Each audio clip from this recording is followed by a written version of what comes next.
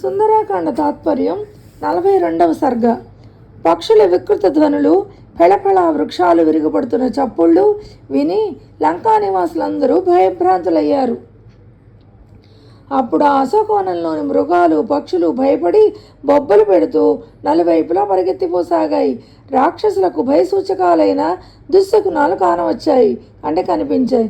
అంతదాకా నిద్రలోకి జారుకున్న వికృత రూపిణులైన రాక్షస స్త్రీలందరూ ఆ చప్పుళ్లకు మేల్కొని చుట్టూ విధ్వంసమైన వనాన్ని, ఎదురుగా పర్వత ప్రమాణంలో ఉన్న హనుమంతుణ్ణి చూశారు. గొప్ప బాహువులు కలవాడు, మహాశక్తిమంతుడు, గొప్ప ధైర్య సాహసాలు కలవాడు అయిన హనుమంతుడు ఆ రాక్షస స్త్రీలు తనను భయంగా చూడటం గుర్తించి వారిని మరింత భయానికి లోన్ చేయడానికి తన శరీర పరిమాణాన్ని ఇంకా పెంచాడు. పర్వత ప్రమాణంలో తమ ఎదుట నిలబడి ఉన్న మహాబలశాలి అయిన వానరుణ్ణి చూసి ఆ రాక్షస స్త్రీలు కంగారు చెందుతూ సీతనిలా ప్రశ్నించారు. ఇతడెవరు? ఎవరివాడు? ఎక్కడి నుండి వచ్చాడు? ఎందుకు వచ్చాడు? నీతో అతడు ఏ విషయం గురించి మాట్లాడాడు? నల్లని విశాల కన్నులు గలవో సీత, సౌభాగ్యవంతురాల, భయపడకు. నిన్ను మేము ఏమీ కోపగించుకోము. అతడు నీతో ఏం మాట్లాడాడో మాత్రం చెప్పు. అందుకు మహాసాధ్వి, సర్వాంగ సుందరీమణి అయిన సీతాదేవి ఇలా ప్రత్యుత్తరం ఇచ్చింది. భీతి గొలిపే మాయారూపాలను ధరించగల కామరూపులైన రాక్షసులను గురించి నాకెలా తెలుస్తుంది? ఇతడెవరో, ఎందుకు వచ్చాడో, ఏం చేయగోరుతున్నాడో మీకే తెలియాలి. పాము జాడ పాముకే తెలుస్తుందనడంలో ఎలాంటి సందేహము లేదు. ఇతడిని చూస్తే నాకు భయంగానే ఉంది. ఇతడెవరో నాకు తెలియదు. బహుశా కామరూపుడైన రాక్షసుడెవరో ఇలా వచ్చాడని భావిస్తున్నాను. సీతాదేవి ప్రత్యుత్తరం విన్న రాక్షస స్త్రీలు కొందరు భయంతో పలాయనం చిత్తగించారు. కొందరు కావలిగా ఆమె చుట్టూ నిలబడ్డారు.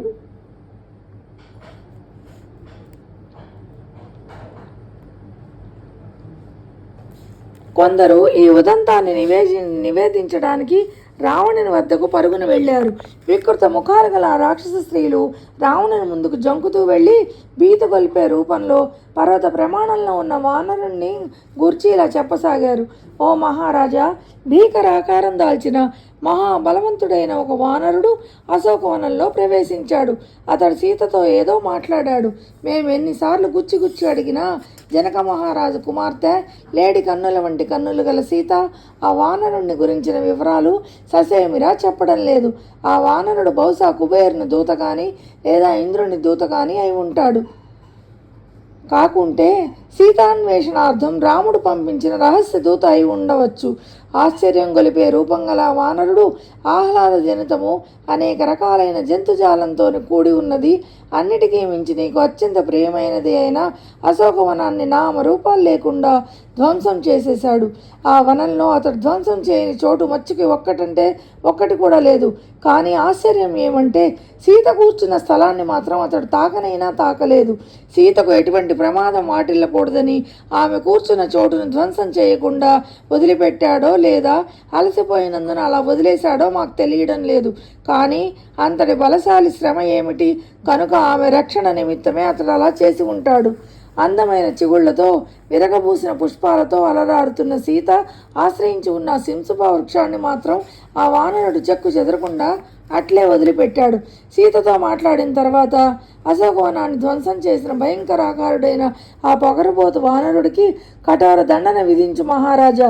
ఓ రాక్షసేంద్ర, నువ్వు మనసు పడుతున్న సీతాదేవితో ప్రాణాల మీద ఆశ ఉన్నవాడెవడైనా సంభాషించడానికి సాహసిస్తాడా? రాక్షసరాజైన రావణుడు ఆ రాక్షస స్త్రీల మాటలు విని పట్టరాని కోపంతో గుడ్లురుపుతూ హోమం చేసిన అగ్నిలా మండిపడ్డాడు. ప్రజ్వరిల్లుతున్న 2 దీపాల నుండి మంటతో కూడిన తైల బిందువులు నేలరాలినట్లు కోపోద్రిక్తుడైన రావణుని 2 కళ్ళ నుండి అశ్రుకణాలు రాలాయి. అప్పుడు మహా తేజస్శాలి అయిన రావణుడు బల పరాక్రమాలలో తనకు ధీటైన కింకర్లనే రాక్షస యోధులను హనుమంతుణ్ణి పట్టి బంధించమని ఆదేశం ఇచ్చాడు. రావణుని ఆదేశాన్ని శిరసావహిస్తూ వెంటనే 80,000 మంది కింకర్లనే రాక్షసులు కూటములు, ముద్గరాలు అంటే ఇనుప గుదియలు అనే ఆయుధాలను చేతపట్టి ఆ భవనం నుండి హుటాహుటిన బయలుదేరారు. పెద్ద పెద్ద పొట్టలు, కోరలతో భయంకర ఆకృతి గల మహాబలశాలురైన ఆ కింకర్లు రణోత్సాహులై హనుమంతుని బంధించడానికి ఉద్యుక్తులయ్యారు. యుద్ధ సన్నద్ధుడై అశోకవన సింహద్వారం మీద సుస్థిరంగా నిలబడి ఉన్న హనుమంతుని సమీపించిన ఆ కింకరులు ప్రజ్వలిస్తున్న అగ్ని మీదికి మిడతల దండెగిరిన చందాన ఆ కపివరిని పైకి మహావేగంతో దూసుకు వెళ్లారు. ఆ కింకరులనే రాక్షస యోధులు నానా రకాల గదలను, బంగారు పిడులున్న ఇనుప గుదియలను, సూర్యకిరణాల వలె తీక్షణాలైన బాణాలను వానర శ్రేష్ఠుడైన హనుమంతునిపై ప్రయోగించారు. రాక్షస వీరులైన ఆ కింకర్లు ఇనుప కుదేలు, అడ్డకత్తులు, శూలాలు, ఈటలు, తోమరాలు, చిల్లకోలలు అనే ఆయుధాలను చేతపట్టుకుని హనుమంతుని చుట్టుముట్టి నిలబడ్డారు. మహా తేజస్శాలి, పర్వత ప్రమాణంలో ఉన్నవాడు అయిన హనుమంతుడు వాళ్ళని చూసి సమధికోత్సాహంతో తన తోకను నేలపై కొట్టి సింహనాదం చేశాడు. వాయునందనుడైన హనుమంతుడు తన దేహ పరిమాణాన్ని విపరీతంగా పెంచి లంకానగరం అంతా ప్రతిధ్వనించేటట్లు తన జబ్బలను చరిచాడు. లంకానగరం మోగేటట్లు హనుమంతుడు జబ్బలు చరిచి చేసిన ఆ మహాధ్వనికి ఆకాశంలో ఎగురుతున్న పక్షులు భయపడి నేలరాలాయి. పిదప ఆ కపివరుడు బిగ్గరగా ఇలా జయఘోష చేశాడు: అజేయ బలసంపన్నుడైన రామునికి జయం, మహాశక్తివంతుడైన లక్ష్మణునకు జయం, రాముని రక్షణలో పరిపాలిస్తున్న రాజైన సుగ్రీవునకు జయం.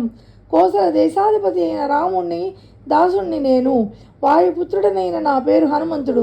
శత్రు సైన్యాలను నామరూపాలు లేకుండా చేయగల నేను అనాయాసంగా ఏ కార్యాన్నైనా సాధించే సమర్థుణ్ణి. బండరాళ్లను, మహావృక్షాలను ఆయుధాలుగా చేసుకొని నేను 1000 విధాలుగా యుద్ధం చేస్తుంటే 1000 మంది రావణులకైనా నన్ను ప్రతిఘటించడం సాధ్యం కాదు. రాక్షసులందరూ కళ్ళు తెరుచుకుని చూస్తుండగానే నేను ఈ లంకా నగరాన్ని అతాకుతలం చేసి సీతాదేవికి నమస్కరించి వచ్చిన పనిలో కృతకృత్యుడనే నిరాటంకంగా తిరిగి వెళతాను. హనుమంతుడు చేసిన భీషణ గర్జనలను విని సంధ్యాకాల మేఘం వల్లే సమున్నతమైన అతడి ఆకృతిని చూసి ఆ కింకర్లు భయభ్రాంతికి లోనయ్యారు. కానీ తమ ప్రభు అయిన రావణుని ఆజ్ఞకు బద్దులవడంతో ధైర్యం తెచ్చుకుని ముందు వెనుకలు యోచించకుండా ఆ కింకర్లు చిత్ర విచిత్రములైన ఆయుధాలతో హనుమంతుడిపై దాడి చేశారు. ఆ విధంగా వీరులైన ఆ కింకర్లు చుట్టుముట్టి తనపై దాడి చేయగా మహాబలశాలి అయిన హనుమంతుడు అటు ఇటు చూసి సింహద్వారానికి ఉన్న అతిపెద్ద ఇనుపగడియను లాగి చేతపుచ్చుకున్నాడు. ఒక మహాసర్పాన్ని గరుత్మంతుడు తన కాలి గోళ్లతో పట్టి ఆకాశంలో తిరిగే రీతిలో మహావీరుడైన హనుమంతుడు ఆ ఇనుప గుదియలను చేతపట్టుకుని గిరగిరా తిరుగుతూ ఆ కింకర్లను దానితో చావమాదసాగాడు. ఆ విధంగా కింకర్లందరినీ వధించి సమధికోత్సాహంతో ఇంకా యుద్ధం చేయదలిచిన వాడైన హనుమంతుడు మళ్ళీ ఆ సింహద్వారం మీద నిలబడ్డాడు. హనుమంతుడిని చూసి భయపడి తప్పించుకు పారిపోయిన కొందరు రాక్షసులు రావణుని వద్దకు వెళ్ళి కింకరులు 50 మంది వధింపబడ్డారనే చావు కబురు చల్లగా తెలియచేశారు. కింకర్ల సేనాబలగమంతా మట్టిగరిచిన వార్త వినగానే రావణుడు కోపోద్రిక్తుడై కళ్ళు తిప్పుతూ సాటిలేని పరాక్రమవంతుడు, యుద్ధంలో అజేయుడని పేరుగాంచిన వాడు అయిన ప్రహస్తుని అంటే మంత్రి కుమారుడిని యుద్ధానికి వెళ్ళమని ఆదేశించాడు.